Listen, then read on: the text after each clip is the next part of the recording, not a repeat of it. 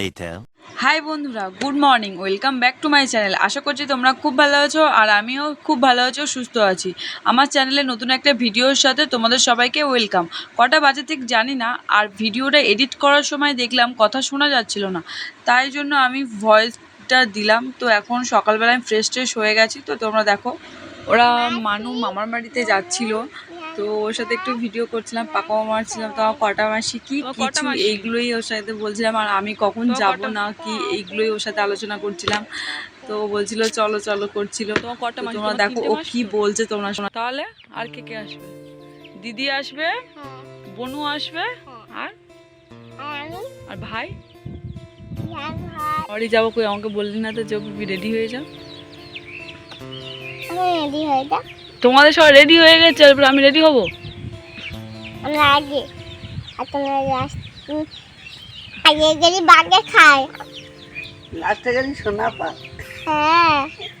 ওই জন্য তুমি আগে যাচ্ছ?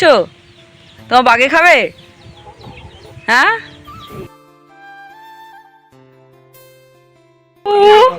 তুমি সকালে ব্রাশ করছো এখন?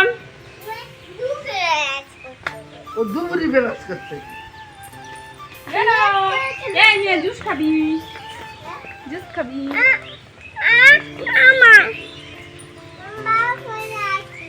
বাবার পয়সা আছে, ছেড়ে দেবে তো একটু।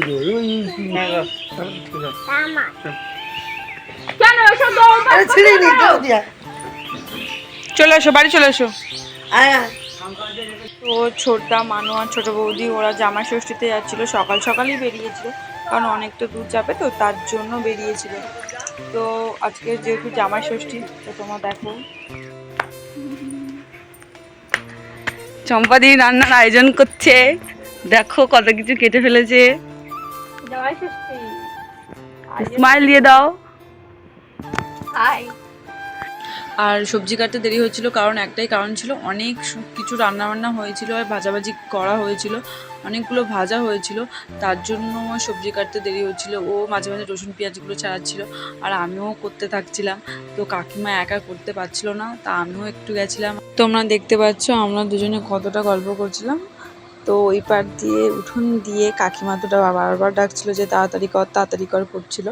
তো আমরা তাও, আর সবজি কাটার মাঝখানেও আমরা গল্পটা বন্ধ করিনি, তাও কাটতেই থাকছিলাম।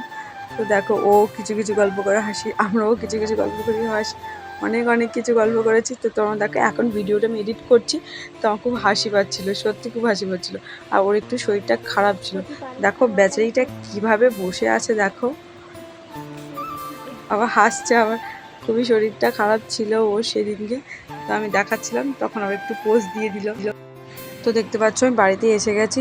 বাড়িতেও মাংস নিয়ে এসেছিলো বাবা, আর একটু ভাজা টাজা কিছু হবে। তো আমার ভাইপো তো কী সব বলছিল, তো ও শুধু বারবার বলছে আমাকে ফটো তোলো এরকমই করছিল।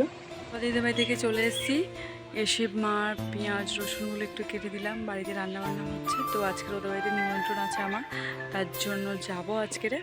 তো এসে স্নান করে ঠাকুর ঘরে পুজো টুজো দেওয়া হয়ে গেছে, মা দিয়ে দিয়েছে আগে সকালবেলার দিকে। তো আমি ভোগটোগুলো তুলে তারপর চম্পা দিদি বাড়িতে আবার যাবো। তো আমি চলো, এই স্নান করে এই এখন চম্পা দিদি বাড়িতে যাচ্ছি। মাথা দেখতে পাচ্ছ, মাথা হাঁচড়ায়নি, তো ফোন করছিল অনেকক্ষণ, এসেছিলাম, সে আবারই যাচ্ছি। দাদারা সব চলে এসছে।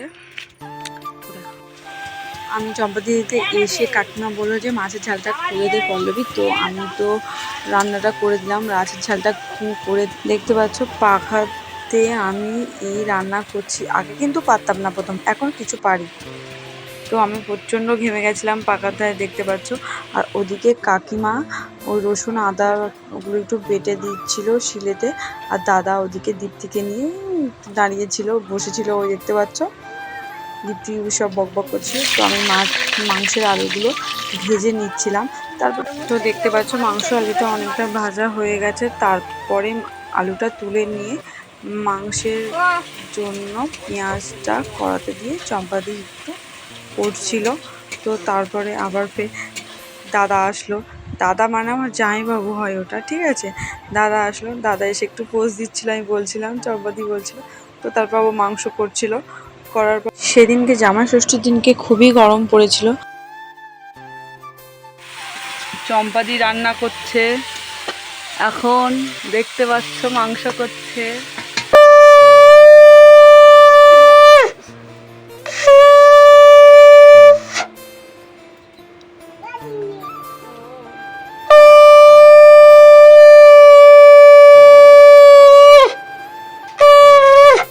বাজাচ্ছে না।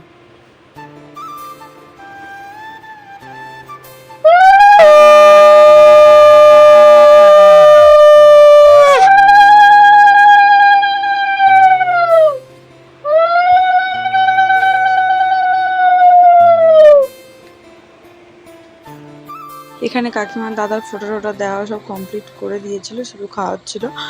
আর আমি তো শাঁখ বাজাতে পারছিলামই না, তো যা হয়ে হোক করে আমি শাঁখটা বাজিয়েছি। তো আর একটা জামাইবাবু আসতে পারিনি, কারণ ওই জামাইবাবুর বাড়িতে অসৌচ আছে, ওই তার জন্য। তো এটা চম্পাদি ও চম্পাদির বাড়ির ফার্স্ট জামাই ষষ্ঠী, এই বছর প্রথম পড়েছে ওদের। দেখতে পাচ্ছ দাদা কাকিমাকে বলছিল যে হাফ মিষ্টি দাও, ওটা দিতে হবে না। তো কাকিমা ওর জন্য চামচ দিয়ে কেটে দিচ্ছিল, দেখতে পাচ্ছ। তো জামাইয়ের গালে দিল শাশুড়ি মা। দাদা দীপ্তিকে জিজ্ঞাসা করছিল ও কী খাবে কী খাবে, কিন্তু ও পেয়ারা খাবে বলছিল। আর এদিকে কলা দিচ্ছিল দাদা, কিন্তু পেয়ারা খাবেই বলছিল। আর এদিকে দেখো চম্পাদি বারবার দাদাকে বলছিল যে তুমি ঠিক করে বসো, ফটো তুলবো। দেখতে পাচ্ছ এদিকে এবার খাওয়ার এদিকে চলে এসেছে, এবারে খাওয়ার জোগাড় টোগাড় হবে। আর ওদিকে দীপ্তি তো আমাকে বারবার বলছিল তুমি এদিকে এসে বসো, এদিকে এসে বসো। দীপ্তি বারবার বলছিল, ওর সাথেই বকবক করছিলাম। তো দেখতে পাচ্ছ। আর এবার দাদা এবারে খেতে বসবে, এবার খেতে দেওয়া হবে। দাদা বলছে যে এইভাবে বসবো না ওইভাবে বসবো, কোন দিকে মুখ করে বসবো। তো আমি বললাম ওরকমভাবেই বসো। আর এদিকে দেখো আমি আসন পেতে দিচ্ছিলাম, তো বলছে পেতে দিতে হবে না, পেতে দিতে হবে না। এদিকে হাওয়ায় উড়ে যাচ্ছিলো, কিন্তু আমি ধরেছিলাম। তারপর আবার বসলো। তো পাশে দাদার পাশে দীপ্তি বসবে।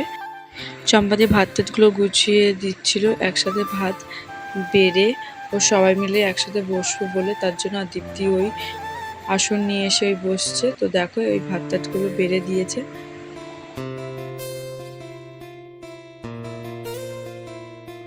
দেখতে পাচ্ছ চম্পাদি দাদার থালাটাও সুন্দর করে সাজিয়ে দিচ্ছিল। আর দাদাকে যেমন করে সুন্দর করে সাজিয়ে দেওয়া হয়েছে, দীপ্তিকেও তেমন করে সাজিয়ে দিতে হবে, না তো ভাত খাবে না। তো আমি তো পারছিলামই না, আমি চেষ্টা করছিলাম দীপ্তির ভাতটা সুন্দর করে সাজিয়ে দেওয়ার জন্য, তো দিয়েছিলাম। তো অনেকগুলো রান্না হয়েছিল, 5 রকম ভাজা, ডাল, মাছের ঝাল, একটা কুমড়োর তরকারি হয়েছিল, মাংস হয়েছিল, তারপরে দই, মিষ্টি। তো দাদাকে খেতে বসিয়ে দীপ্তি বলছে কাঁকড়াটা ভেঙে দাও। তো দাদা কাঁকড়াটা ভেঙে দিচ্ছে। আর এদিকে দাদা ভাত খাচ্ছিল, আর চম্পাদি বারবার বলছে আমার দিকে তাকাও, আমার দিকে তাকাও, ফটো তুলবো, ফটো তুলবো, এই করছিল। খুবই লজ্জাও পাচ্ছিল, আমি ভিডিওতে করছিলাম তো খুব লজ্জা পাচ্ছিল। তো দেখতে পাচ্ছ দাদা খেতে বসেছিল, আর আমি আর চম্পাদিও বসে গেছিলাম, কারণ সেদিনকে অনেকটা বেলা হয়ে গেছিলো, একসাথেই খেতে বসেছি। আর বেশি কিছু নিইনি, ভাজা নিয়েছিলাম, মাছের ঝাল, মাংস দিয়ে খেয়ে উঠে গেছিলাম।